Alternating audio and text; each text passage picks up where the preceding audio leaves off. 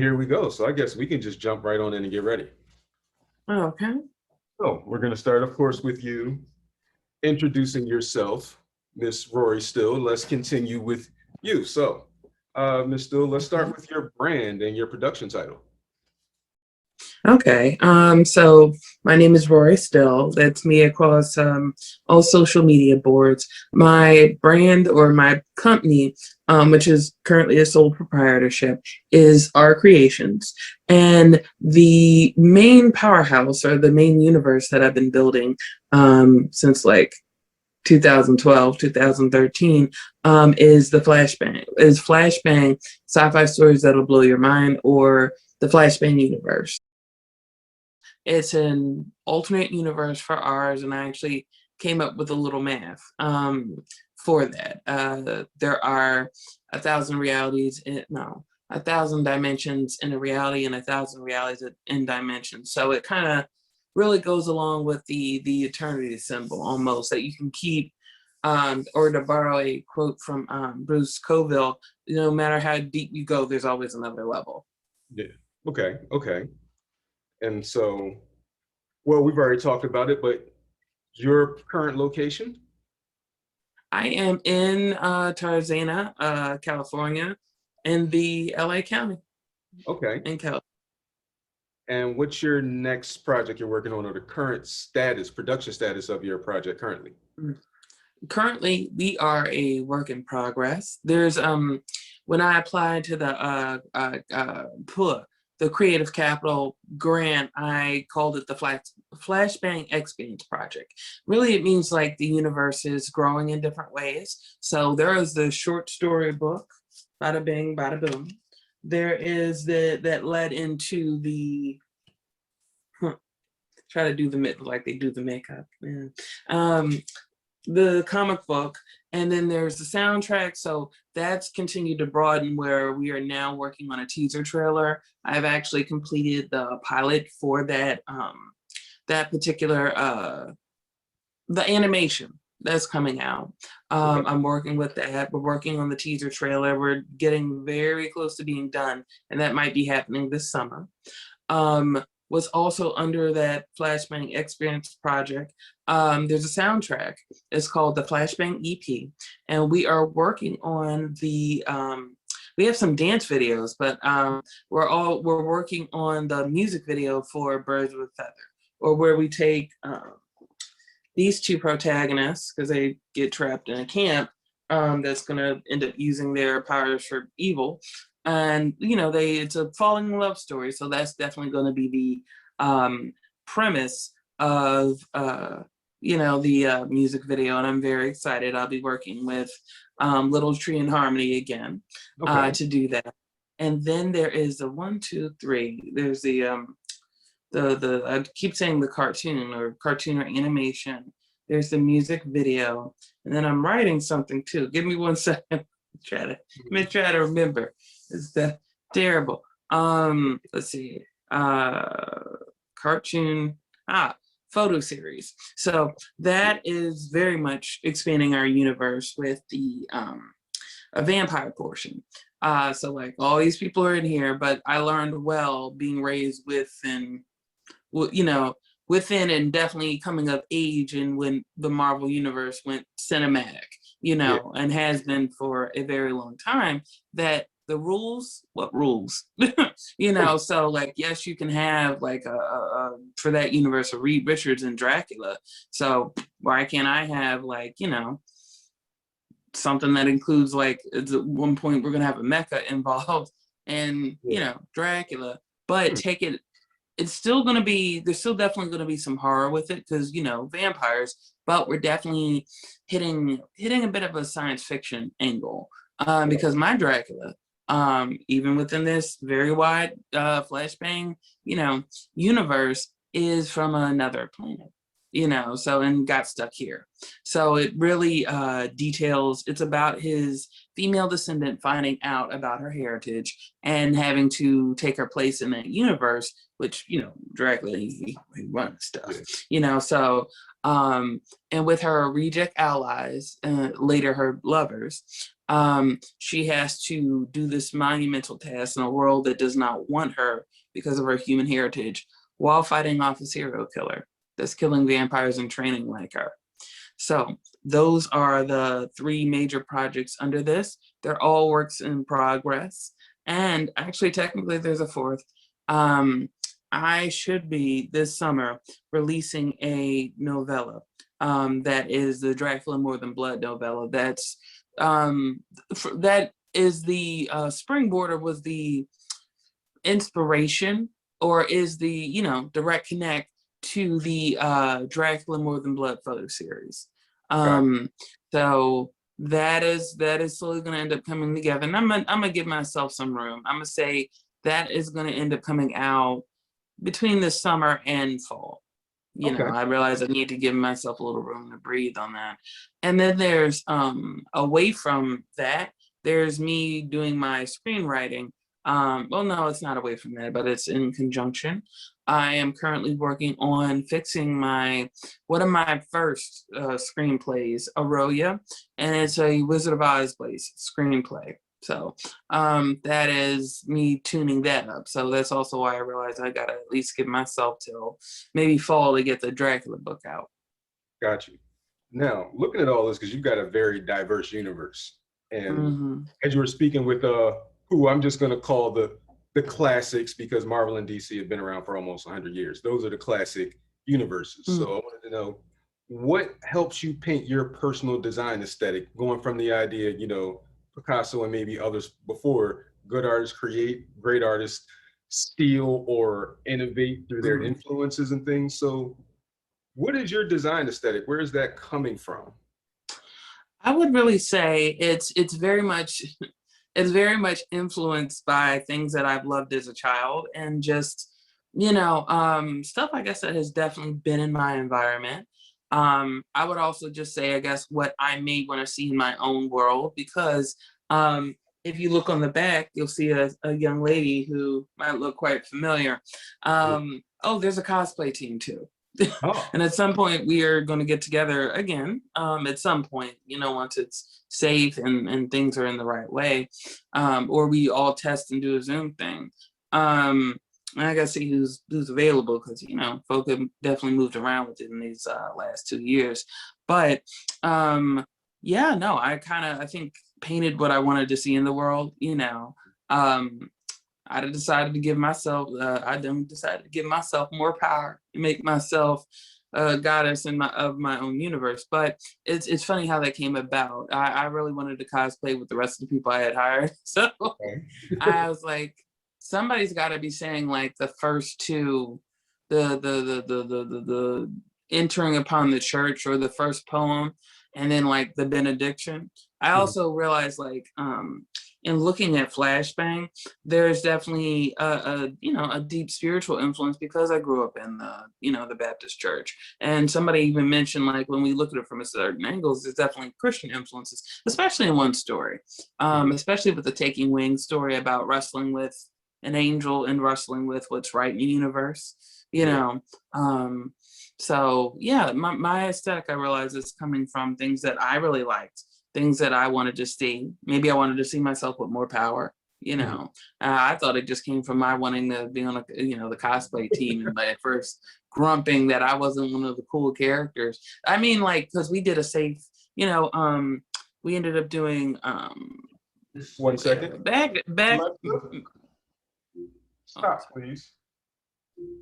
Yes, I had set all my alarms and everything to make sure I was available, but we're here before the alarms are. Oh, okay.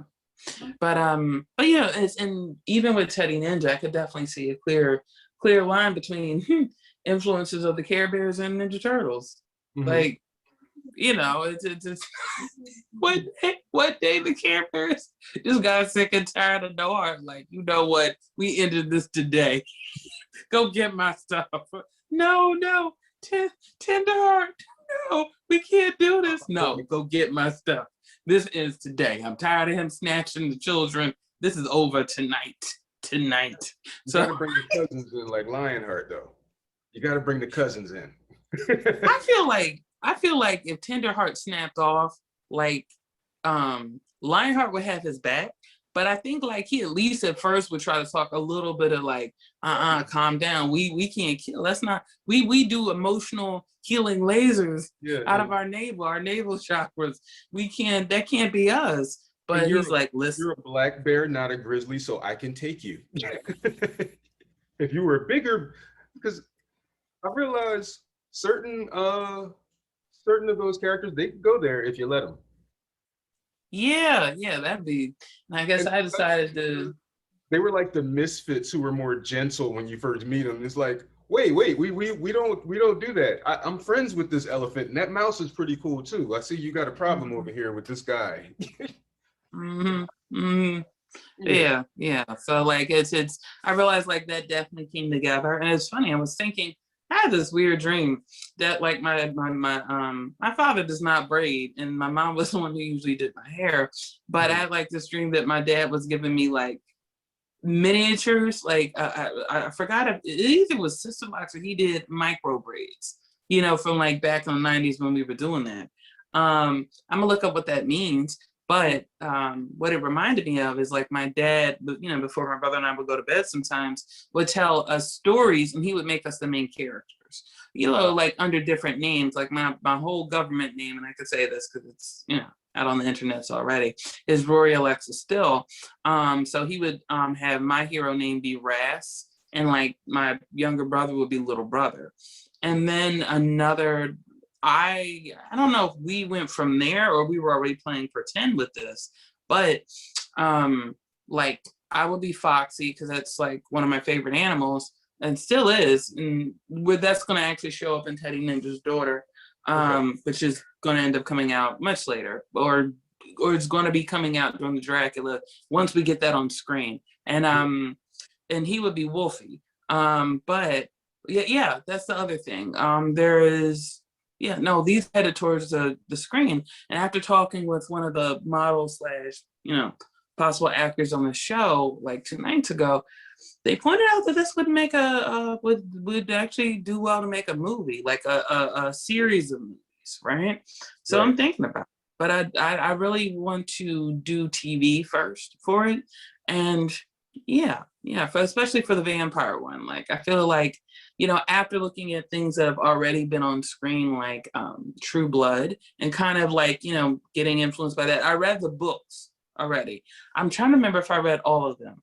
I didn't read all of the, and another, you know, some good vampire literature was also, let me see, but L.A. Banks's Damali the Vampire Huntress. God rest L.A. Banks's soul. That was excellent because they also had a world that literally had everything, but they did it from a religious and very, I won't say top 3, but 3 majorly known religions, or 4 maybe.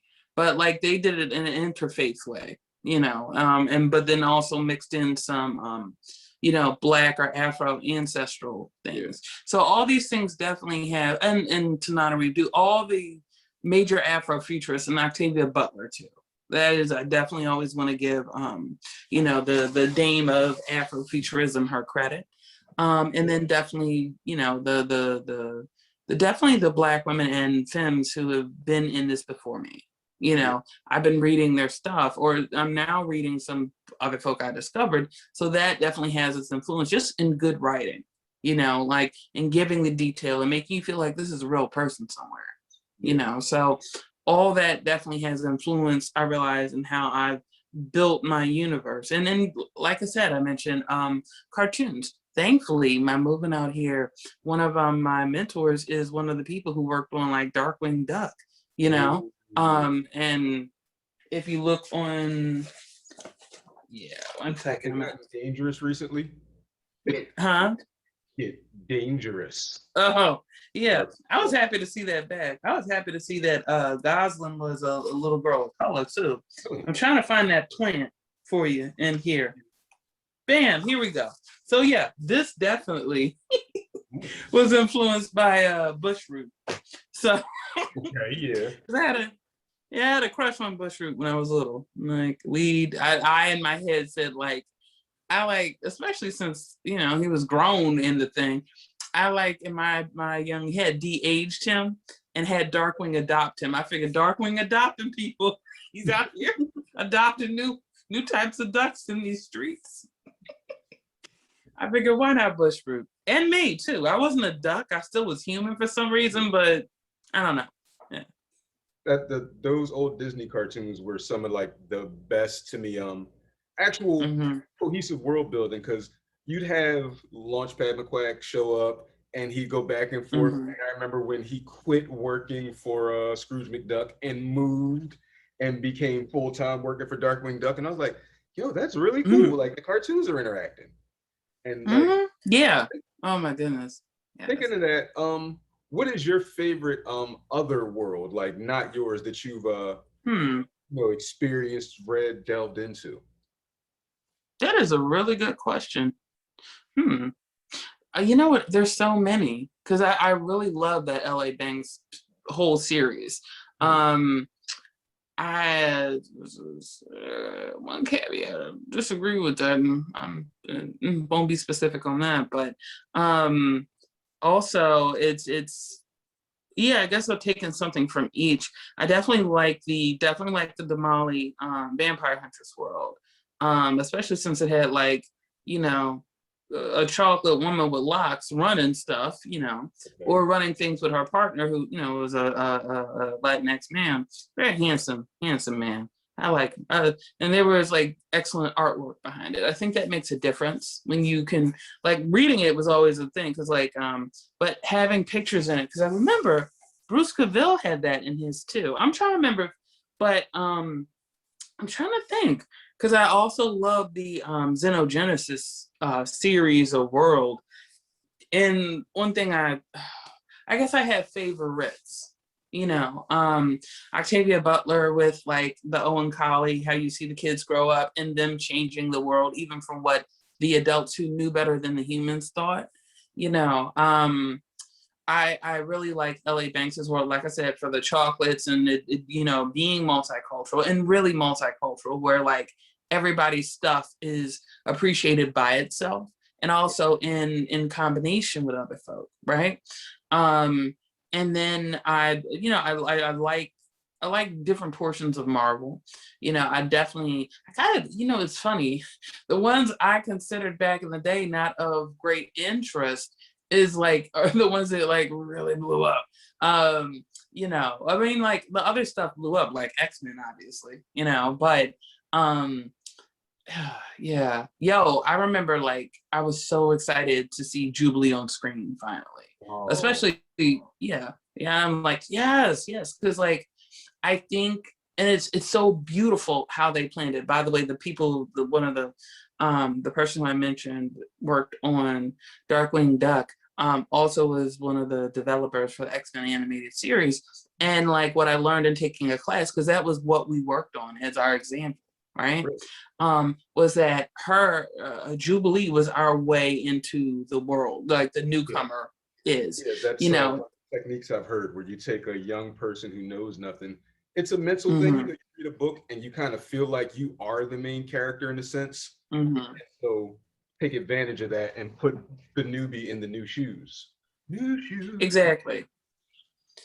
Yeah. So I realized myself maybe watching this, I got to go back and look to see what year I started watching this. But as a young adolescent or pre-adolescent, I very much especially identified with her, So to see her on, live screen was just like, whoa. I mean, the adults were cool. I love like, hey, we've now gone live with this. Honestly, I have, like I said, different worlds. Like I'm trying to think of who I constantly buy. I definitely like worlds that, like I said, show a lot of us chocolates or the afros in a different way. But I had to break away from this, and to be honest, I didn't break away from it because it wasn't as inclusive as it needs to grow into being. I broke away because I started to see too much similarities and and stuff. I'm like, we both can't be Sears at the same time. And it was the Laurel Hamilton world. That was beautifully exquisite. And I think one reason I especially liked it was like it had sexual content. You know, like people were interacting. She wrote some amazing sex scenes. So I was like, I was liking this, and like I loved how this stuff was so depressing, and I loved it.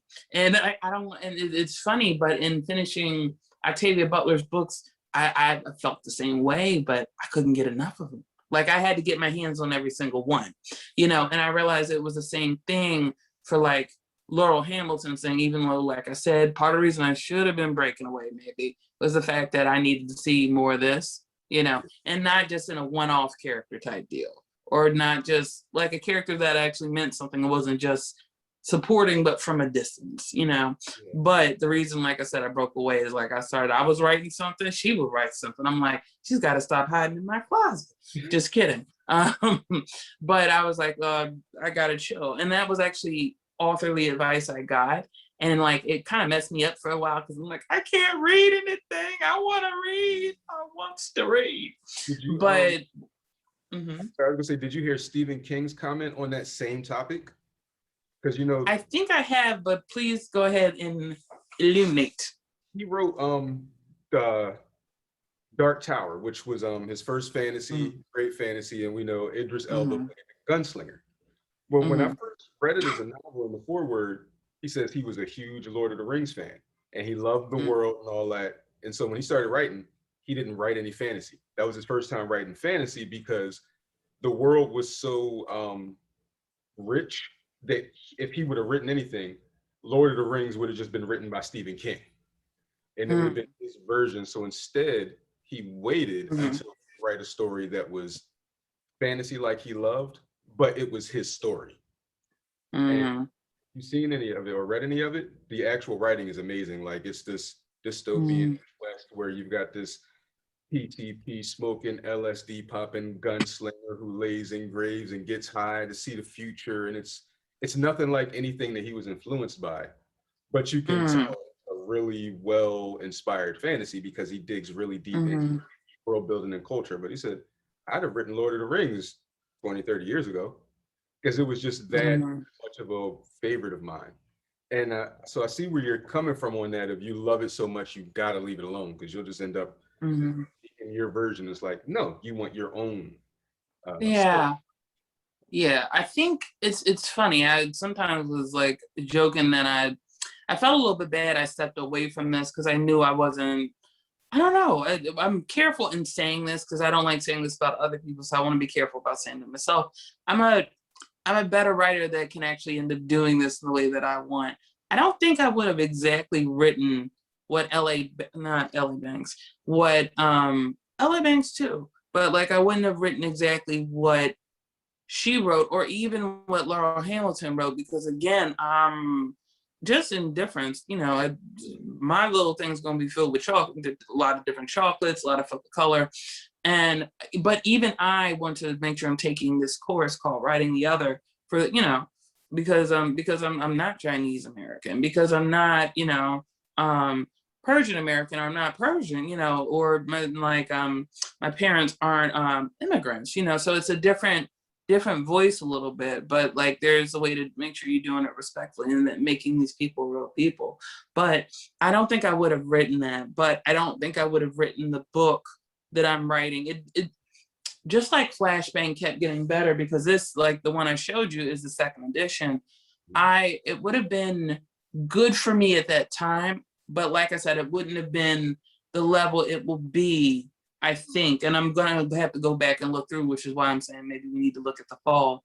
It wouldn't be the same one now. Like the world, I think when I end up writing it or end up delving into it, because it's still being written because I'm like moving things around as far as like, I realize I'm going to include a species dictionary essentially or a vampire house dictionary in the back, you know, so you could kind of see who's coming through what. And like, when we end up getting this on screen, you can already have a manual to be like looking through and say, oh, okay.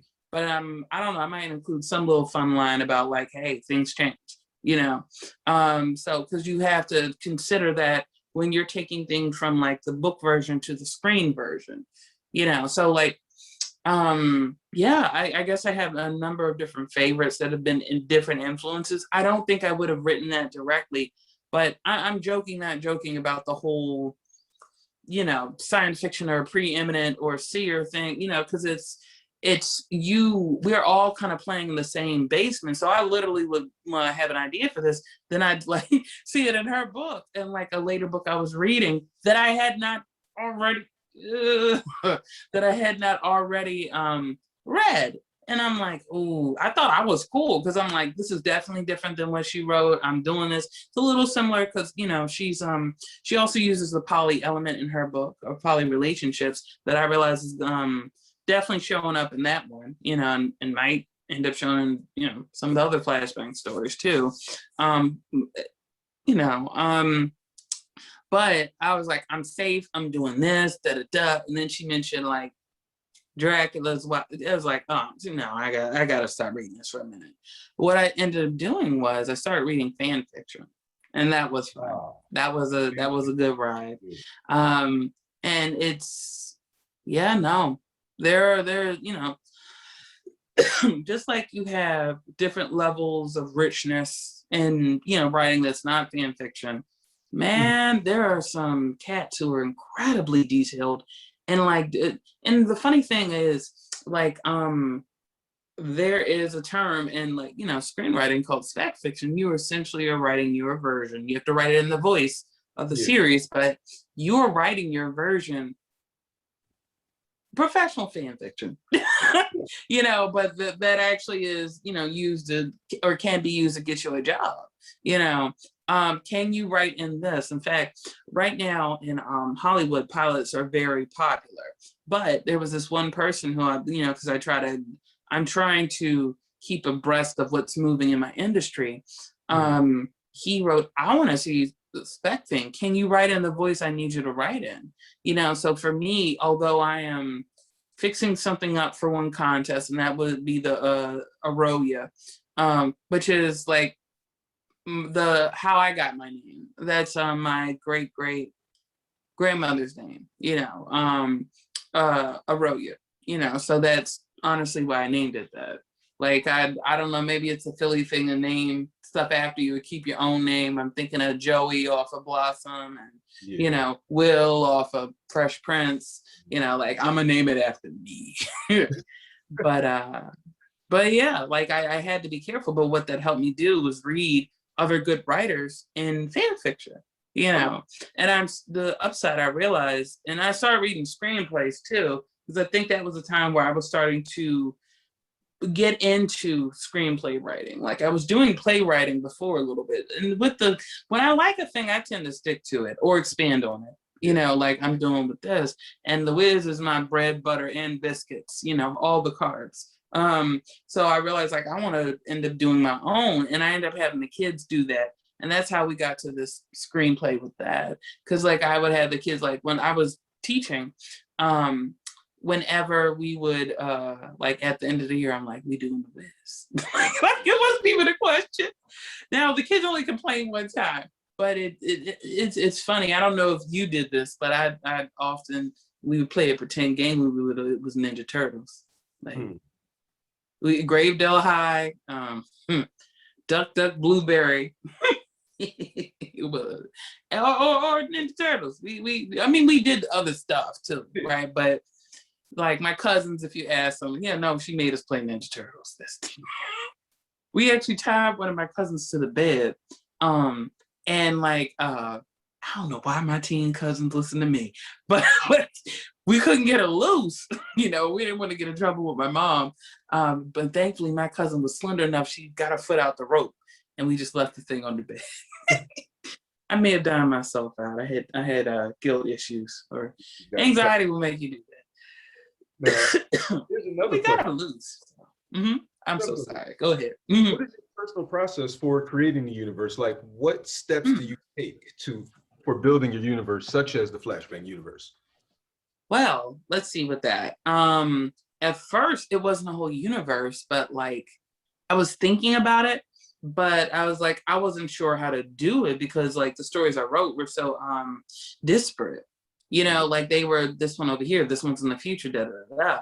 But then a friend of mine and Trey Digger was like, the bear can be hopping between these places. And I was like, word, and like the goddess can be. I was like, okay, so yeah, that's I realized how it wove itself together. And that actually works extremely well.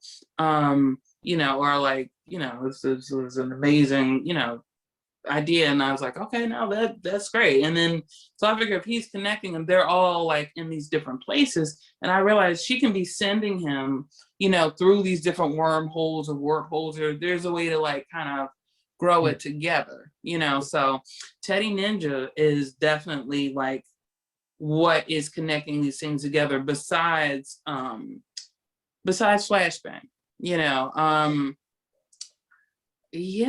yeah, like she does, it's all under her, but like we do need a way through. And I realize it's going to be at least starting off like Teddy Ninja, like he's going to be doing these different missions, while trying to make sure his world doesn't fall apart, which it has. So it's just all right, but yeah, so that is basically, I realized how, because I kind of wanted it to. At first I was like, no, these are like separate, but then I was like, yeah, but like, okay, how, but yeah, so that's how. And now I'm just kind of like the actual universe. I don't know, this could actually be real somewhere. Like our universe or our particular slice of reality, it continues to expand. It's not done expanding yet, which is frightening, and I'm kind of hoping it's not planning to contract back.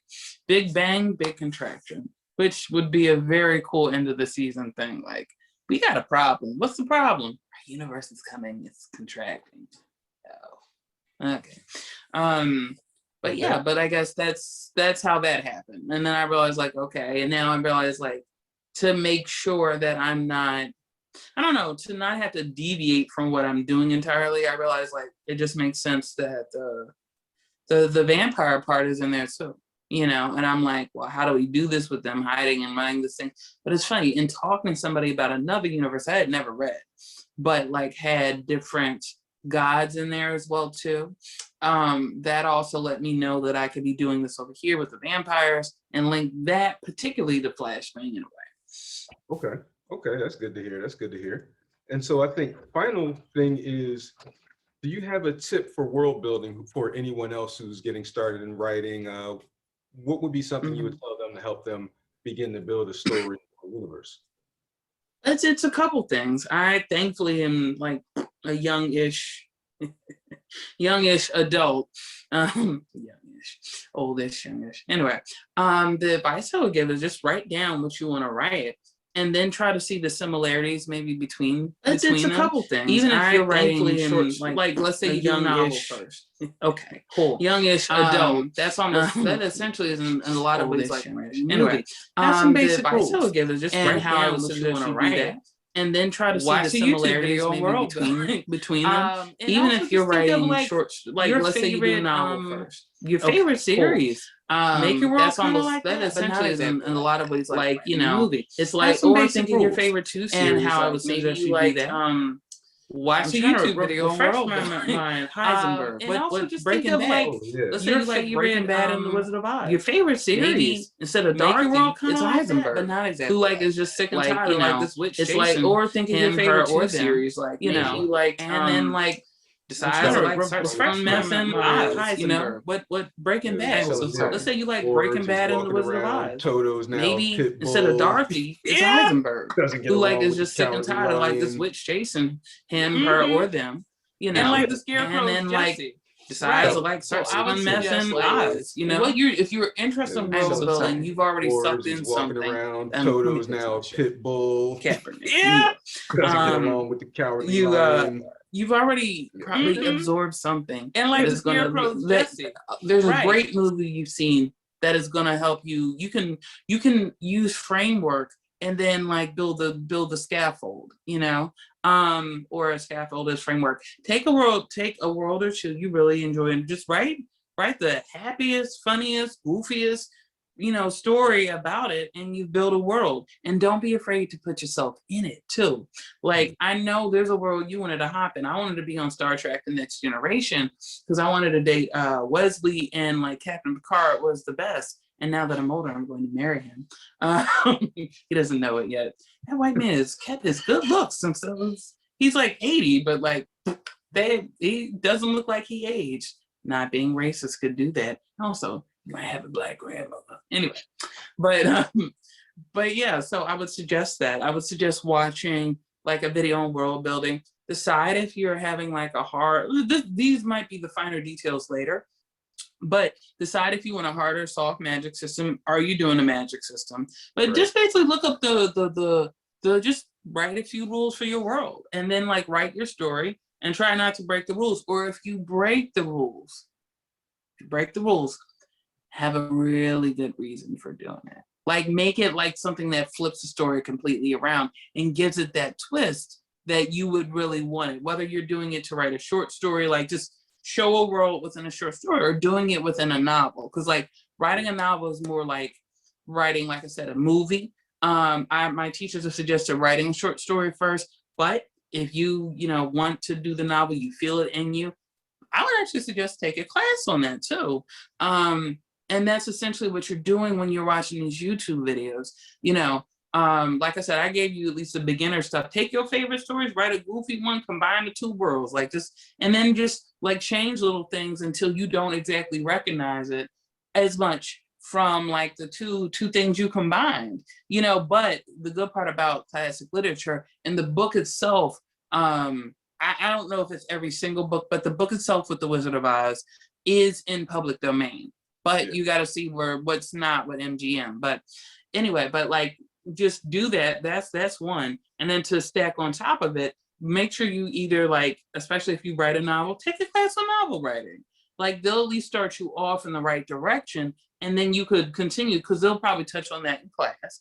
And then, but the major part is like when you are like after you finish writing that story, because I am of the thing, like I know my anxiety can get to me even with my writing. If I'm like, oh, I gotta, sometimes it is good to leap in, but I would say like it is easier going forward if you do certain things that are like just practicals a little bit, like learning, writing your rules, doing this. But either way you go about it, just starting is a good point.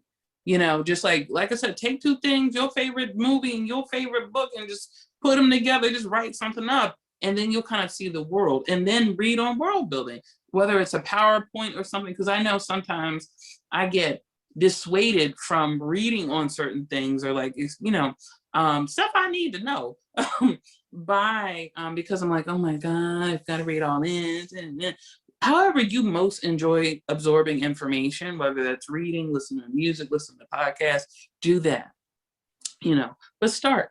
Just like I said, take your favorite two stories, even if you tell it to yourself in the middle of your room by yourself, like we said with Heisenberg and his Pitbull. Side note, my protagonist is Pitbull and Rottweiler. Pitbull and Rottweiler.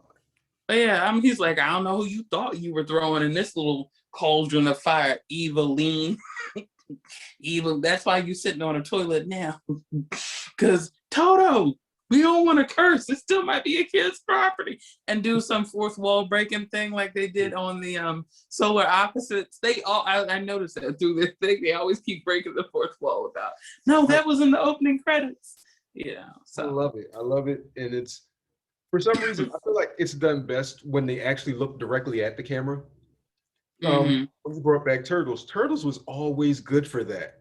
Always good for that. There was a episode, a series in the Turtles where they're talking and it's either Michelangelo or Donatello. He says, wait, slow down. And he looks at the camera and says, do we want this to be a 2-part episode or not? And like, what's the question to the crowd? This might be a continuation next week. Depends on what happens in this conversation. I'm like, just it's very subtle, but a full interaction of we're going to this is going to affect you. Oh, what happened? Yes. Sorry about that. Hold on.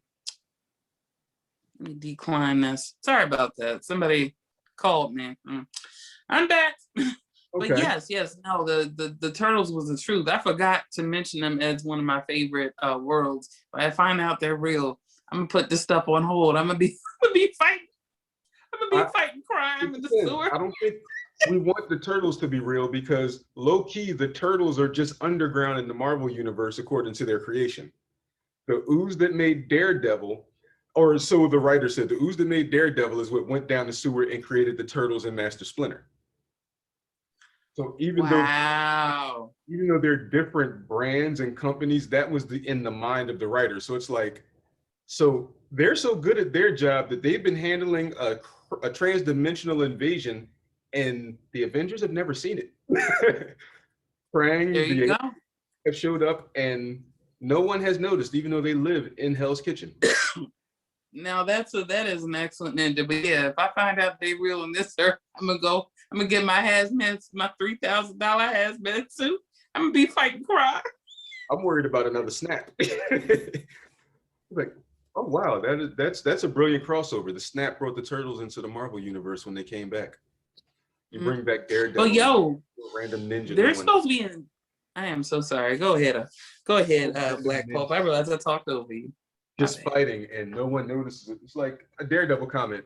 Oh, there was a get. What happened to him? I don't know. Yeah, you've been fighting a hand. I hear there's a foot too.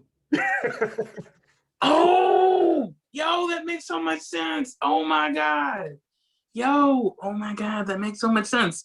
Like, my cousin had a joke too, because like I said, I got everybody to play Ninja Turtles, and we were shopping with my mom in Reading, and we were both in like these like little dressers or whatever. I think she was 14 and I might have been 7 or somewhere around there. And then like she made a bunch of noise, like something happened. I was like, "What happened? Are you okay?" She's like, "The foot kicked me." But you know what? They're also in the DC universe too, because they've been like, there's a thing where they were with Batman, and now they have that. And I need to actually see the movie, but like but I've seen clips. They were fighting with Batman too. Yeah, they had that. It's weird because the Marvel thing is like their headcanon, but DC, they've actually participated in some of their comics, and they're generally IDW, Dreamwave Publishing, or that's their name. So many new companies come and go, and there's more of a mildly indie label. Cool. It makes sense for them. They used to do some Transformers stuff as well, which was my favorite parts. Ooh, Transformers. Yeah. I think one of the folk I interviewed was telling me he interviewed somebody with maybe within that company. I gotta ask him again, but yeah, no, that is so cool. So technically, they're in both universes. Yeah. Because according to the story, the ooze, the mutagen, is from their heads what splashed Matt Murdock in the eyes and gave him his powers. Oh, that is crazy. Yeah. And so like they were in the sewer when that happens. If you like look at the old comics and they're in the sewer and stuff is oozing down. And then you read the interview, they're like, well, yeah, in our heads, that was the day Matt Murdock became Daredevil. And that the ooze that splashed him, what came off of the truck, came into the sewer and it hit Master Splinter and the Turtles. And that's actually what Splinter and the Turtles are fighting Shredder over. That same content, which in your world is something that comes from Krang's dimension. Right. Yeah, no, that is some tight world building. Yeah. And I'm trying to like, make sure my stairs are stacking in the right way. But you know what? I realize if I gave somebody or like somebody who would be starting out some space to figure it out, even though I'm on a different level, I need to give myself the same space. Honestly, that would be my best advice. Give yourself space to learn, to create, and then just be different levels to be bad, because some stuff you'll look back and go, but to also be your version of good at that level. I guess for me, and maybe this is because I'm type A, or because I'd like to try to have it be perfect, although I'm trying to yield that up. I don't like, oh no, your stuff will be bad at first. Part of me then I'm swoosh, avoid. But I will say, let it be the level it is, where it is, you know, and just keep working to where it's better and better, to where you do look back and maybe cringe a little bit, but know that you can like re-sew it, you know, because that actually is part of what made me avoid a little bit working on the screenplay. But also I would say, if you can give yourself an inner deadline, if you work better with external deadlines, do that. Because I'm using the August one for this deadline. Like in August, it's going in, you know. So I'm doing things to work it up till then, you know. So yeah, give yourself a deadline to work, and that'll help you actually do it and start. Either internal or external. And for me, external kind of works. Yeah. Okay. Well, that's all I got. I think we've poured the entire pitcher out, and the floor is wet with the water now. I like it. Yes. Oh, wait. Can I tell them, Blak Pulp? I don't know if you said your real name on this. That's why I'm referring you. It's somewhere around here. Oh, okay. Wait, can I tell them your portion in the photo series? Yes, absolutely. Y'all, this is oh wait, I can't use Sean's introduction. I was about to. Darn it. See, that's why you got to be careful about watching other people's talk shows too. This is the amazing graphic designer. For those of you who end up seeing this, who are, you know, already might know my stuff. This is the dude I'm talking about. This is the dude who was our graphic designer on our first photo that is already out. Now, it's funny. I'm gonna keep calling you Blak Pulp. It's funny, Blak Pulp. I realized just how big a deal that is. You know how sometimes you get into the work, you just get so deep that you're like, I gotta finish it. The goal line's here, but you just got like 40 feet on the field. I know you want to get to the, you know, touchdown, but bro, that's a huge thing. Like, even if we just wanted to rock with this one picture, which we're not, you know, we could. It's good. Like that eyeball, you know, just like, yeah, it's and I want to print it out on canvas too. So, but we'll figure that out once we kind of hook into the museum things. But yeah, no, I think, you know, congratulations to you and to me. Like that, that's pretty huge that we did that, you know? So that is a nice piece. And next one's coming through. Check the folder. Awesome. Okay. Still gotta get a few things, but that was a challenge. What's there currently looks good, but that was a challenge. Okay, cool. I will definitely, if you could send me the link, I will look. Just email me the link if you don't mind, please. I actually want to pick, once we get off, I want to pick your brain about something. So yeah, because I'm trying to figure something out for the unicorns, to do the initial sketch before it might get passed on to do the that before it gets to you. So yeah. Okay, no problem. Awesome. We are currently finished up. I will be, of course, editing and getting this to you hopefully by the end of the weekend, if not sooner. And so we are done with Indi Office World Building, Part 2. Awesome. I figure we can marvel at distinguished competition to get the twist in the narrative right back to where the swagger is. Diligent grind producing diamonds a million a time. The brilliance combined with the light that we shine blinds the bounds of time. So I'ma get mine, hand over. Thanks and blessings for checking us out as we does what we does. I hope y'all enjoyed the shenanigans and plucked some jewels out the air. Please check the comments, keep up with the guests, keep watching their projects and their progress. As always, make sure to show love, share the work, and of course, be creative. It's your nature. I tell them art is a weapon for cultural progression, and bang the Ruger out my mandible in every session. I step in dressed in the freshest of heaven's weaponry. You should call your army. I bought the armory with me. It's bound to get sticky. My eyebrows twitching. I feel it in the air. Change is coming, my dude. I suggest you prepare. Dig deeper. Custom shells for the street sweeper. Go from block boy to 9-meter to nation feeder. Power scaling the Herculean feats and such bare-handed diverting rivers. The water seeds up. Irrigation is foundation for building strong nations. No mud, no bricks, and trickle down. They getting it.